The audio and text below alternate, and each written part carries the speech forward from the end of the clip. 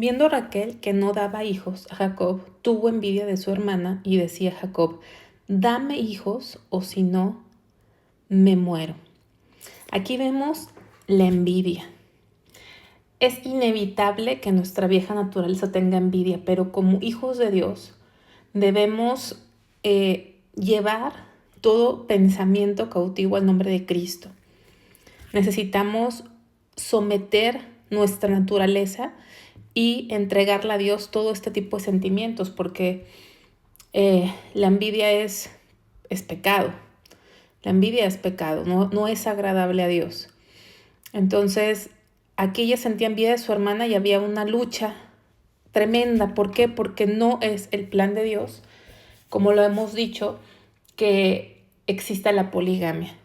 Y toda esta lucha, rencores, envidias, conflictos, pues fueron producto de este tipo de matrimonio donde había dos mujeres que eran hermanas y que involucraron también a sus siervas, como vamos a ver más adelante. Dame hijos o si no, me muero.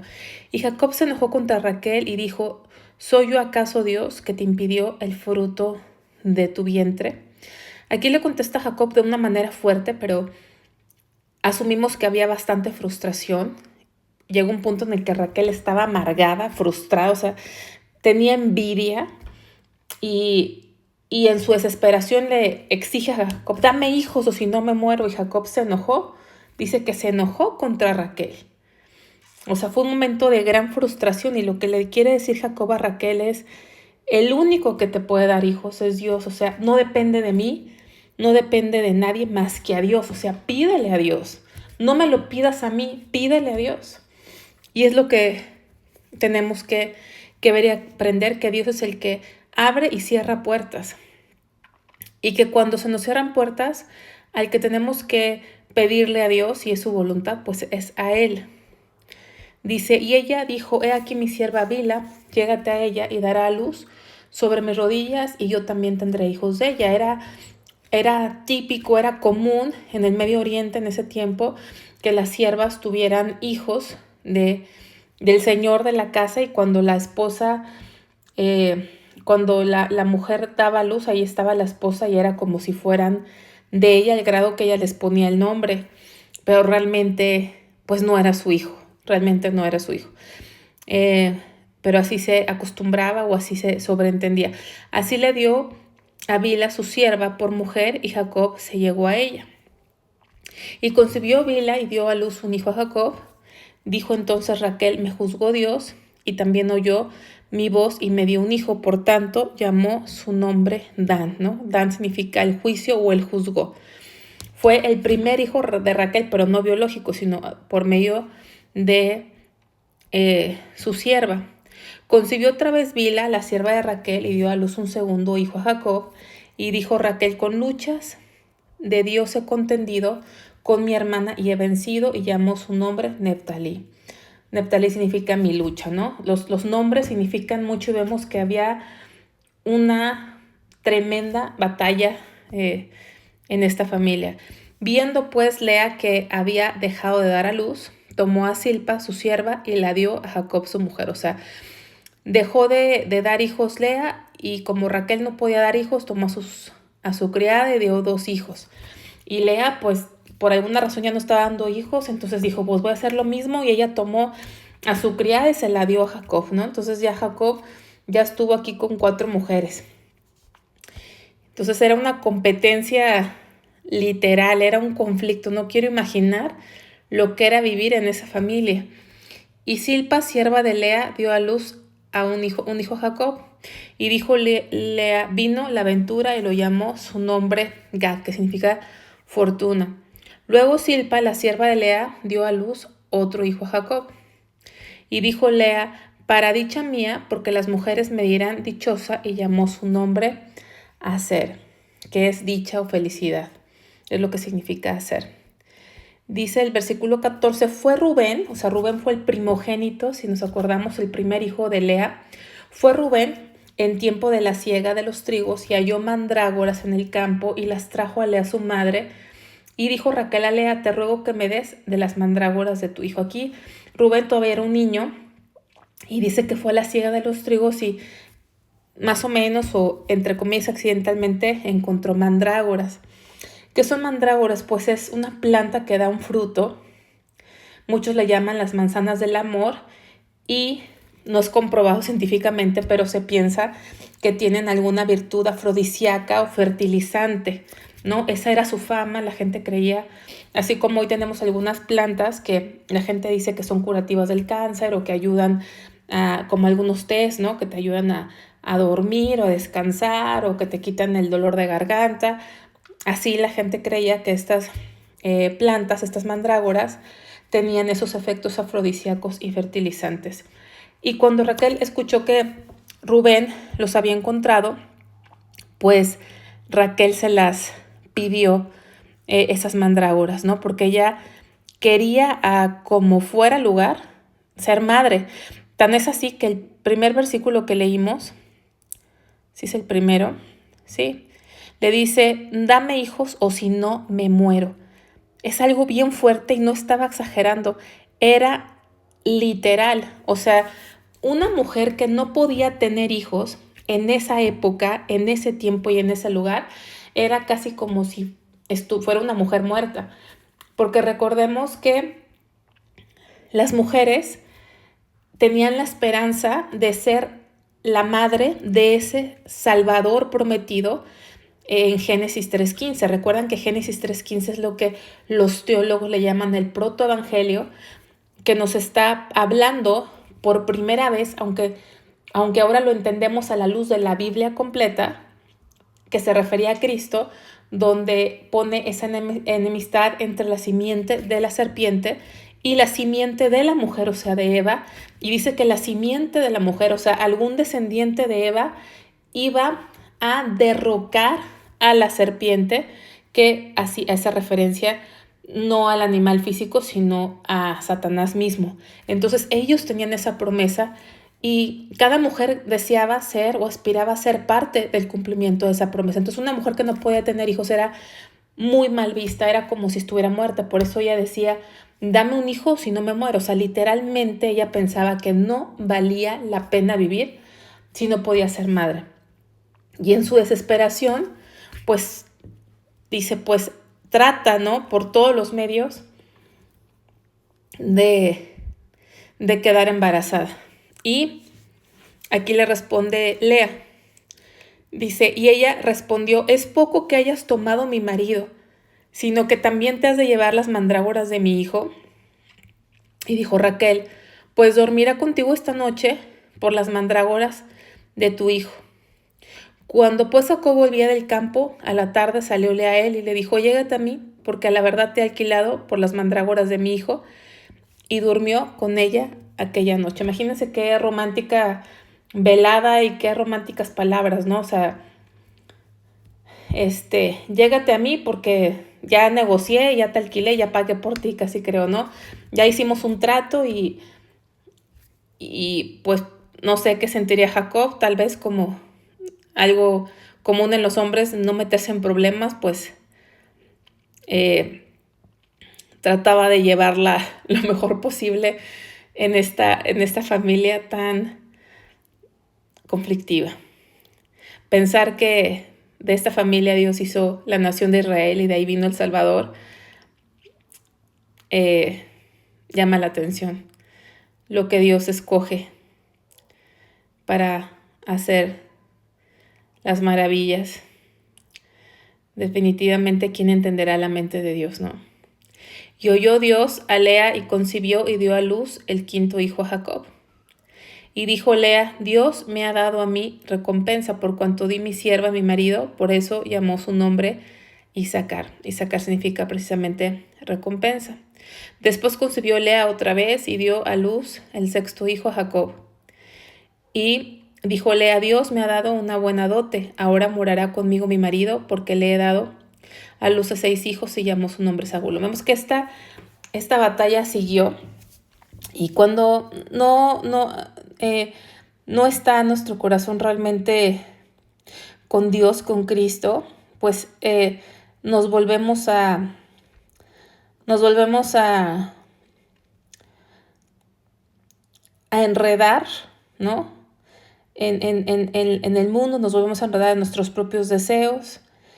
Y qué vida tan desgastante, ¿no? Pero aquí dice, Lea, Dios me ha dado una buena dote, ahora morará conmigo mi marido. O sea, no fue algo pesado para ella, es algo también que vale la pena valorar.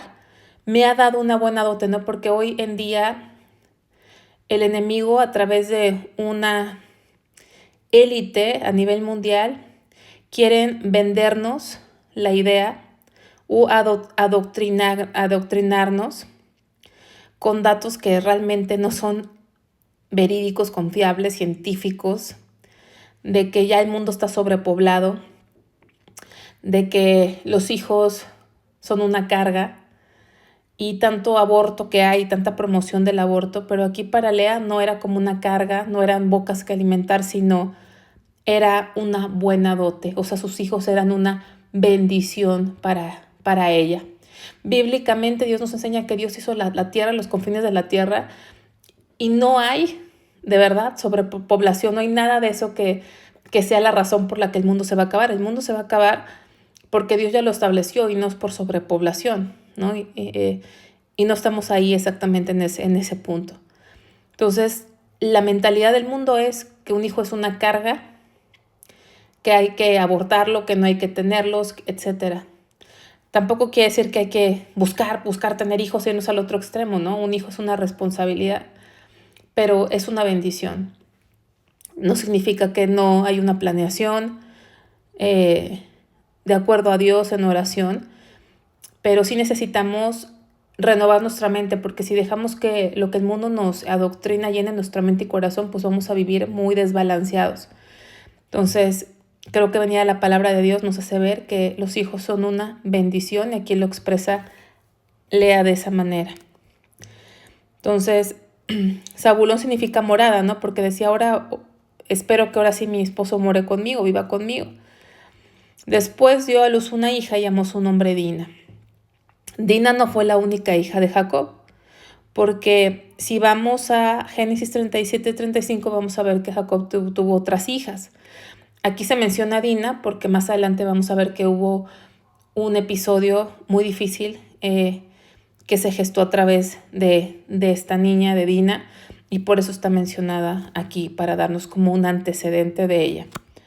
Y se acordó Dios de Raquel y la oyó Dios y le concedió hijos. Entonces, aquí es importante porque Raquel deseaba ser madre al grado que decía, si no soy madre, prefiero morirme. Y ella le exigía a Jacob, dame hijos, ¿no? Le pedía a él, quería que él le diera los hijos y Jacob le decía, yo no soy Dios, o sea, pídele a Dios. Pero a pesar de Jacob le dijo eso, ella escuchó de las mandrágoras y hasta negoció con tal de obtener las mandrágoras, puso su fe en esta planta que se decía, ¿no? Se decía, pero no era comprobable, que tenía sus efectos. Y tomaba lo que fuera tomar para tener hijos en sus fuerzas. Pero aquí nos está diciendo que se acordó Dios de Raquel y la oyó Dios y le concedió hijos. Toda buena dádiva, dice la palabra de Dios en Santiago, viene del Padre de las luces. Toda buena dádiva viene de Dios, ¿no? ¿Y qué podemos aprender si lo pasamos esto natural que sucedió? Si lo pasamos a lo espiritual, si lo aplicamos a lo espiritual, Dios quiere que tengamos hijos espirituales. Nuestro deseo debe ser como Raquel, dame hijos o si no me muero. Dame hijos espirituales. ¿Qué es un hijo espiritual? Personas a las que yo les pueda dar a luz espiritualmente, que yo pueda a través de mi oración, de mi testimonio, poder ser ese instrumento para que ellos conozcan verdaderamente al Salvador, para que Dios haga esa obra poderosa en su mente y su corazón y que puedan nacer a una vida nueva en Cristo. Ese debe ser el deseo de todo cristiano. Mucha gente dice que yo no soy evangelista. No se trata de ser evangelista. Se trata de que como hijos de Dios no deberíamos ser infértiles, deberíamos de poder dar hijos espirituales, multiplicarnos. Perdón. ¿Y cuál es la aplicación aquí? Bueno, primeramente ese deseo de Raquel, ese debería ser nuestro deseo espiritualmente. Pero también una lección que podemos aprender es que los hijos espirituales no se dan con métodos artificiales. ¿Cuál fue el método artificial aquí? Las mandrágoras, ¿no? Vamos a usar este instrumento, esta estrategia, este método de crecimiento, esta nueva tendencia de evangelización. Esto está de moda, estas actividades, estos programas, vamos a traer a fulanito de tal y hacer esto, etcétera, etcétera, etcétera, para que venga gente a la congregación, para que la gente se convierta. Y esos medios artificiales no sirven. Podrás llenar un lugar de personas, pero dar hijos espirituales, que verdaderamente las personas nazcan de nuevo y Dios haga ese milagro de sacarlos de las tinieblas y llevarlos a su luz admirable, es únicamente por obra del Espíritu Santo. O sea, Dios le concedió hijos. En Hechos vemos que la iglesia crecía porque Dios añadía a los que habían de ser salvos. El que añadía era Dios mismo, el Espíritu Santo añadía a su iglesia. Y la iglesia es la iglesia es espiritual, no es una organización mundial, no es un edificio de 4 paredes con un púlpito. La iglesia es la novia de Cristo, es un grupo de personas que han entregado su vida a Dios y que no lo vemos porque no todos los que son están y todos los que están son.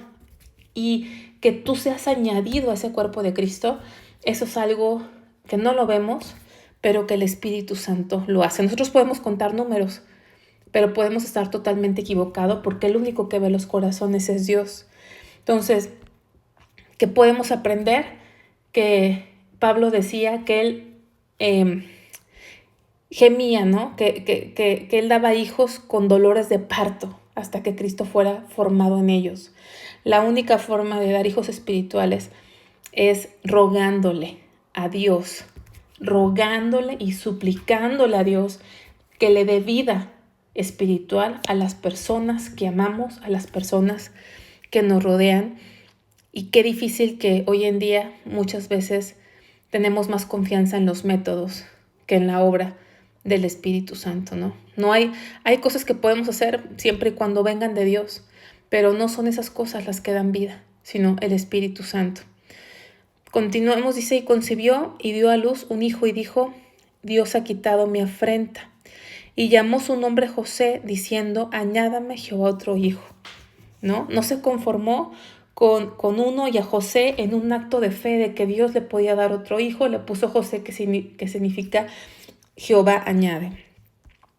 Dice, aconteció cuando Raquel hubo dado a luz a José, que Jacob dijo a Labán, envíame e iré a mi lugar y a mi tierra. Él sabía que tenía que regresar a esa tierra prometida, a Canaán.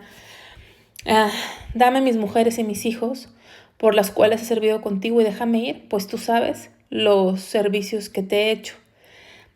Vemos que Jacob había cambiado de alguna manera, ¿no? Porque no estaba pidiendo, y me tienes que dar esto porque yo he hecho tanto contigo, ¿no? O sea, él acepta que el pago fueron sus mujeres y quiere irse simplemente. ¿Por qué? Porque ya es tiempo. Vamos a ver más la conversación aquí. Dice, y Labán le respondió, halle yo ahora gracia en tus ojos y quédate. He experimentado que Jehová me ha bendecido por tu causa. Fíjense, he experimentado. Cuando un hijo de Dios está en un trabajo, debería ser de bendición, ¿no? Debería ser de bendición. Empezando porque el verdadero hijo de Dios no roba. Y el verdadero hijo de Dios es diligente en su trabajo. Y dijo, señálame tu salario y yo lo daré. Y él respondió, tú sabes cómo te he servido y cómo ha estado tu ganado conmigo. Porque poco tenías antes de mi venida y ha crecido en gran número. Jehová te ha bendecido con mi llegada y ahora, ¿cuándo trabajaré también por mi propia casa? O sea, era evidente y se lo confirma Jacob, que antes tenía muy poco, pero cuando vino Jacob, Dios bendijo y prosperó a este hombre, pero por Jacob. El que tenía la bendición era Jacob, no Labán. Labán se estaba beneficiando de esa bendición y por eso no lo quería dejar ir. Pero Jacob dice, ¿cuándo trabajaré también por mi propia casa? Ya tenía hijos. Ya tenía, fuimos y vimos 11 hijos y está Lea. Imagínense todo lo que comen y las necesidades que tenía, sus 4 mujeres. O sea, tenía él que hacer lo suyo también, tenía que ver por sus hijos, ¿no? Y eso es lo que hace un verdadero hombre cristiano es proveedor de su casa, está pensando en cómo proveer, eh, obviamente confiando en Dios, pero poniendo manos a la obra, cómo va a proveer para su familia. Eso es un verdadero hombre, ¿no? Aquí lo estamos viendo. Dice, y él dijo, ¿qué te daré? Y respondió Jacob, no me des nada. Si hicieres por mí esto, volveré a apacentar a tus ovejas. Y le hace un plan Jacob, ¿no? Y Jacob aquí vemos que pudo haber pedido algo, esto, el otro, y no pidió nada. Dijo, no me des nada. Esa es la propuesta. Vamos a ver qué propuesta le hizo. Yo pasaré hoy por todo tu rebaño poniendo aparte todas las ovejas manchadas y salpicadas de color, y todas las ovejas de color oscuro y las manchadas y salpicadas de color entre las cabras, y esto será mi salario. Así responderá por mí mi honradez mañana, cuando vengas a reconocer mi salario, toda la que no fuere pintada ni manchada en las cabras, y de color oscuro entre mis ovejas, se me ha de tener como de hurto. Y dijo entonces Labán, mira, sea como tú dices. No le puso pero Labán, porque Labán pensó que era una buena idea que lo iba a beneficiar a él. Él pensó que Jacob probablemente era muy tonto y el plan que proponía iba a ser en contra de él, pero más bien Jacob vemos que al parecer le dejó esto a Dios, lo puso en manos de Dios. Dice, mira, sea como tú dices. Y Labán apartó aquel día los machos cabríos manchados y rayados y todas las cabras manchadas y salpicadas de color y toda aquella que tenía en sí algo de blanco y todas las de color oscuro entre las ovejas las puso en manos de sus hijos. Y puso 3 días de camino entre sí y Jacob apacentaba las otras ovejas de Labán. ¿Qué fue lo que dijo Jacob? A ver, de todas tus ovejas, probablemente las que te parezcan más de raza pura, las que estéticamente o físicamente se ven más bonitas, son aquellas que no son oscuras o que no tienen manchas extrañas. Entonces, lo que le propuso Jacob, le dijo, no me des nada. Lo que te propongo es que a partir de ahora, todas las ovejas, ¿sí? El ganado, ¿sí? Todo el ganado, dice, todas las ovejas salpicadas de color entre las cabras, o sea, todas las ovejas, el ganado que fuera oscuro, que tuviera ciertas manchas, que naciera en el futuro. No le dijo que las que estuvieran manchadas y oscuras iban a ser de él en ese momento, no, porque le dijo no me des nada, sino le dijo en el futuro, o sea, a partir de mañana, las ovejas que nazcan con estas características, que están oscuras, que están manchadas, que no son tan agradables a la vista, porque a final de cuentas servían igual y eran igual de funcionales, por decirlo así, que las demás, simplemente era un tema estético, ¿no? Esas, las que nazcan manchadas, las que nazcan oscuras en el futuro, van a ser mías. Y entonces, ¿qué hizo Labán? Pues dijo, ok, de todas mis ovejas, fue y separó las ovejas que tenían manchas o que estaban oscuras, las separó y se las dio a sus hijos Labán para asegurarse que no se las llevara Jacob, para asegurarse que Jacob no tuviera esas, y las que iba a cuidar, las únicas que iba a cuidar Jacob, eran las que habían separado, que eran todas blancas, ¿no? No había ninguna oscura, ninguna sin mancha, eran las que se iba a hacer cargo Jacob, y muy probablemente Labán, pues, pensó que iba a ser bien difícil, bien extraño, que había muy poca probabilidad que salieran o nacieran en el futuro manchadas. ¿Por qué? Porque la mayoría eran blancas, era el gen dominante, ¿no? Digo, yo no sé mucho de genética, pero sé que hay genes recesivos y dominantes, y el gen dominante era blanco, eran las que habían quedado puras blancas, eran las que iba a cuidar Jacob, y si alguna de esas nacía alguna oscura o alguna manchada, pues Jacob pensó que iba a ser rarísimo y con esa se iba a quedar Jacob. Entonces vemos que este hombre Labán sí era bastante ambicioso, era bastante tramposo, bastante materialista, o sea, un tipo ambicioso que realmente ni se preocupaba ni por sus hijas ni por sus nietos. El hecho de que quería que Jacob se quedara no era ni por sus hijas, ni por sus nietos, ni por estar con ellos, ni por convivir con ellos, sino era porque se estaba beneficiando de la bendición de Dios que era evidente sobre Jacob. Y cuando Jacob le dice, no me des nada, pero las que nazcan en el futuro manchadas o obscuras van a ser mías, y pues Labán dijo, pues qué buen trato, va a ganar mucho, va a ganar nada, literal va a ganar nada, o va a ser muy poco lo que me va a quitar, ¿no? Esa fue la idea de Labán, porque era bastante ambicioso. Dice, tomó luego Jacob varas verdes del álamo, de avellano y de castaño, y las descortezó en ellas mondaduras blancas, descubriendo así lo blanco de las varas. Y puso las varas que había mondado delante del ganado en los canales de los abrevaderos del agua donde venían a beber las ovejas, las cuales procreaban cuando venían a beber. Así concebían las ovejas delante de las varas y parían borregos listados, pintados y salpicados de diversos colores. Y apartaba Jacob los corderos y ponía con su propio rebaño los listados y todo lo que era oscuro del hato de Labán, y ponía su hato aparte y no lo ponía con las ovejas de Labán. Y sucedía que cuantas veces se hallaban en celo las ovejas más fuertes, Jacob ponía las varas delante de las ovejas en los abrevaderos para que concibiesen a la vista de las varas. Pero cuando venían las ovejas más débiles no la ponía, así eran las más débiles para Labán y las más fuertes para Jacob. Y se enriqueció el varón muchísimo y tuvo muchas ovejas y siervos, camellos y asnos. Este es un pasaje difícil de entender porque no se sabe a ciencia cierta si había cierto conocimiento. Tenemos que acordarnos que Jacob apacentó por muchos, muchos años a los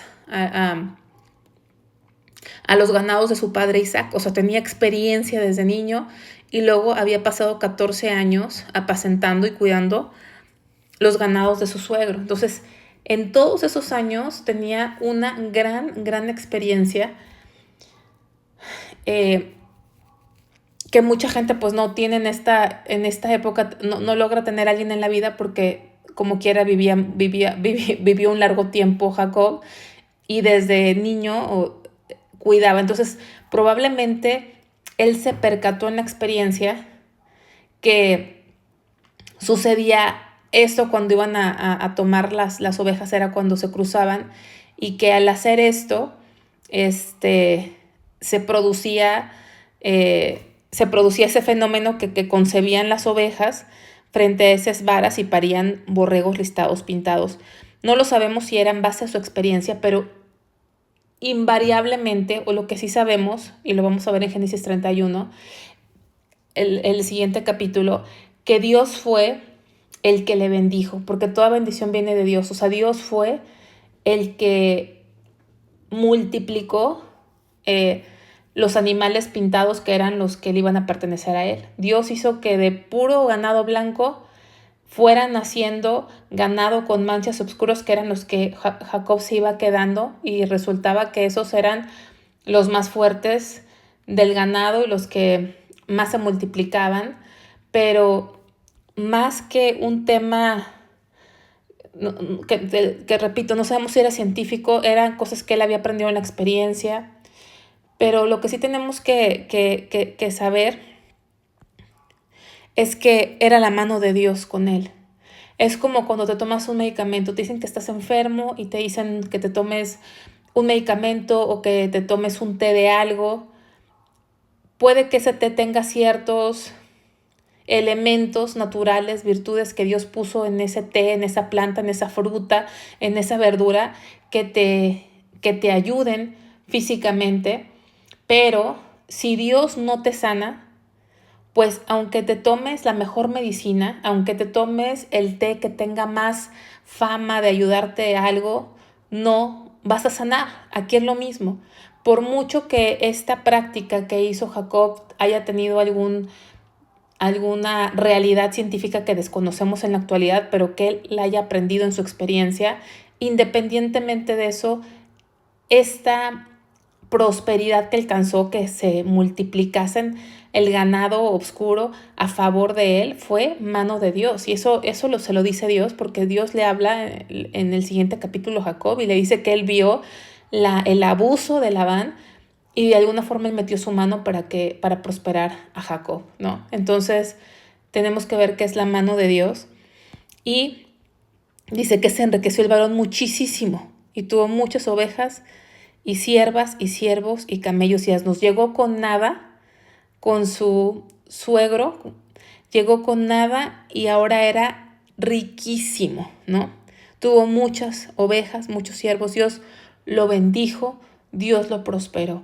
Y creo que es importante entender que el que nos prospera es Dios y no buscar a Dios porque nos prospere. Y algo que vemos en Jacob es que no estaba detrás del dinero. Eso es algo muy importante. Si él hubiera estado detrás del dinero cuando su suegro le dice que cuál va a ser su sueldo, con qué se queda, él hubiera pedido algo porque realmente no le había pagado nada, realmente había sido abusivo su suegro con él.